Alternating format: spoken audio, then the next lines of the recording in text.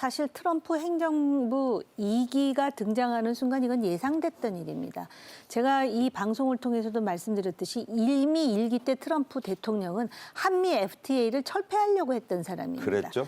그렇기 때문에 사실 2008년에 소고기 수입을 하면서 국내 좌파들로부터 엄청난 공격을 받았고요. 명박산성이라는 언급까지 나왔을 뿐만 아니라 뇌송송 뭐 그런 거 나왔죠. 구멍탁하면서 광우병 얘기가 나오면서 그래서 당시 우리의 정부도 미국과 아주 거친 협상을 벌여서 30개월 이하만 수입하는 것으로 받아낸 것이거든요.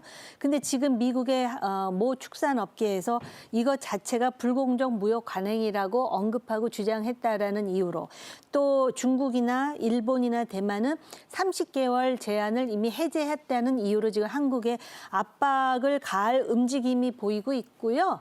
제가 볼 때는 압박을 가할 것입니다. 그렇기 때문에 촘촘하게 대응책을 잘 만들어서 그리고 트럼프 스스로가 한 얘기가 있습니다. 네. 상호성이거든요. 상호성. 그러니까 상호성에 맞춰서 우리가 옛날처럼 일방적으로 미국에 의존하는 그러한 관계도 아니고 우리에게도 카드가 있습니다. 그 카드를 잘 활용하면서 대비하면 될 것이라 봅니다. 예. 과거 내용까지 좀 정리를 해 주셨네요. 지금도 우리나라는요, 미국산 소고기의 최대 수입국입니다.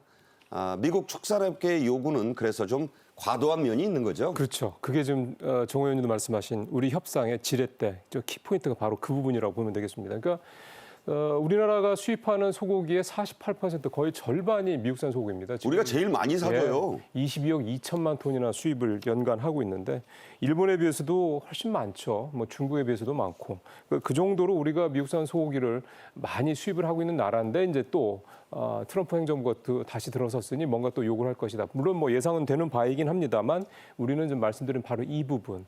우리가 인구라든가 나라 규모라든가 경제 뭐 어떤 규모 이런 거에 비해서 미국산 소고기를 제일 많이 수입하는 나라 아니야? 그러면은 좀 뭐 과도한 건 좀 너무한 거 아니야? 이런 얘기를 할 수가 있는 거고요. 앞서도 이제 그 30원령 얘기도 좀 하셨습니다. 그렇게 미국에서 소위 말하는 이제 비관세 영역에서의 뭔가 어떤 빌미를 잡아서 우리한테 수입을 더 늘리라든가 또는 30개월령 이하 뭐 또 이상으로 올리라든가 이런 식에 대한 요구를 해올 경우 바로 우리는 이 포인트. 우리가 제일 많이 수입하잖아. 우리 좀 딴 데보다 좀 봐줘야 되는 거 아니야? 이런 식의 협상수를 펼칠 필요가 있다라는 거죠. 그렇죠.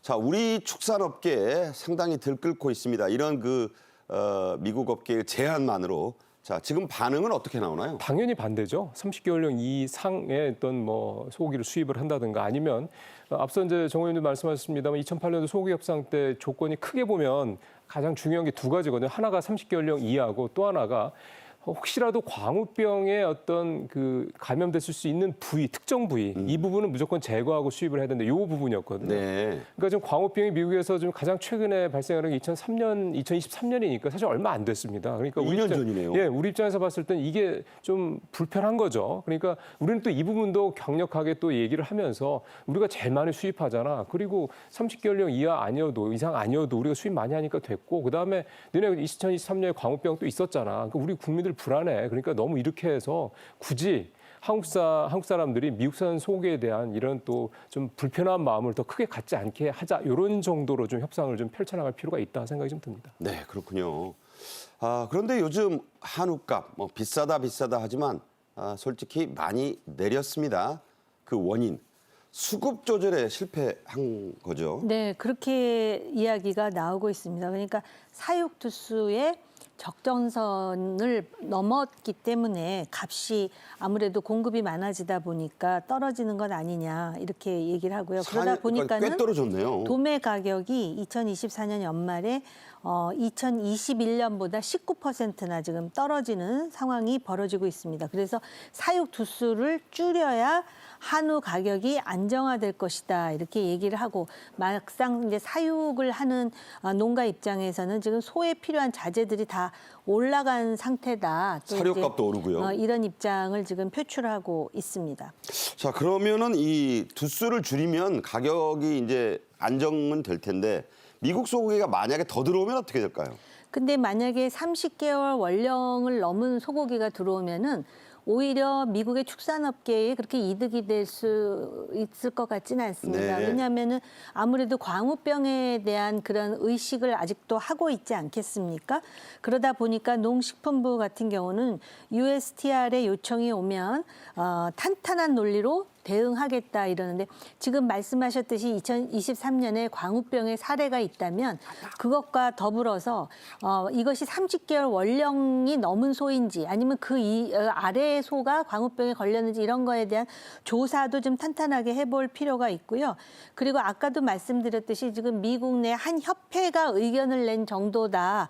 그렇기 때문에 즉각 대응할 필요는 없다고 하지만은 지금부터 대비할 필요는 있다라고 생각을 합니다. 그래서 과학적 근거에 기반할 뿐만 아니라 이 30개월 원령을 넘은 소를 만약에 불가피하게 수입할 수밖에 없는 상황이 닥친다면 네. 예를 든다면은 뭐 성조기를 붙여갖고 빨간 줄로 30이라고 쓴다든지 해서 포장에 있어서 네네. 우리가 그것을 소비자에게 강요하는 것은 아닌 만큼 그런 표시를 한다든지 할 뿐만 아니라 결국은 이제 농업 품목에 대해서 미국으로부터 수입을 하지만 우리의 공산품 미국에 수출하지 않습니까? 네. 그런 거에 대한 상호성의 논리를 다양하게 개발을 미리 해야 됩니다. 네.